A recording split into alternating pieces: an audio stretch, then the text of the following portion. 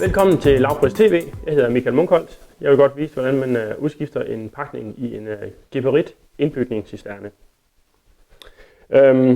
I kan se, her har vi en indbygningscisterne monteret med en granitplade ovenpå. Når VVS'eren han har monteret sådan en plade og indbygningscisternen, det hele er færdigt, så kommer fugmanden som regel lige og lægger en fuge hele vejen hen langs kanten. For at komme ned til sådan en indbygningscisterne som den her, så er man desværre, vil jeg sige, nødt til lige at tage sin fuge, en stangkniv, og skære hele vejen op her. Normalvis så sidder den her bare løs, og det er kun fugen, der holder den. Så vil man lige skære den her væk, fjerner den, kan man tage toppladen op, og så fuger man igen, når man er færdig.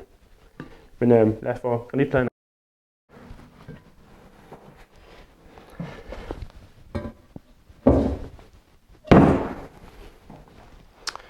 Ja, nu er det her jo en demo-model, så det er jo ikke normalt, at man lige skal kigge herned, men det ser i stort træk ud på samme måde, når du tager låget af din egen indbygningscisterne.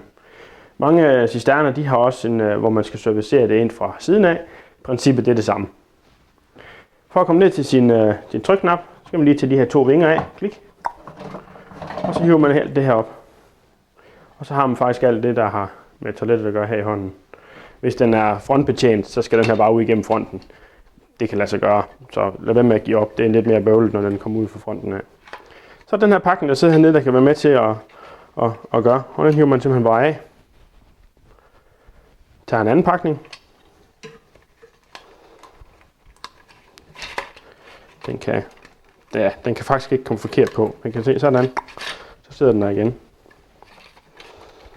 Og så ned i hullet. Og så klikker vi den fast. Ja, det er bevist lidt hurtigt. Det er også lidt fordi, at det er faktisk hurtigt. Det sværeste i det her, det er at skære sin fuge op og få lagt en ny fuge herind ved kanten. Når man først får toilettet åbent, der er næsten anvist, at her skal din finger klemme, og når man hiver den op og står med den i hånden, så kan man også se, at den pakning, der skal skiftes, den er som regel rimelig medtaget. Så det er bevist hurtigt, men det er også et hurtigt indgreb. Jeg hedder Michael Munkholt. Det var Lavpris TV. Tak for det.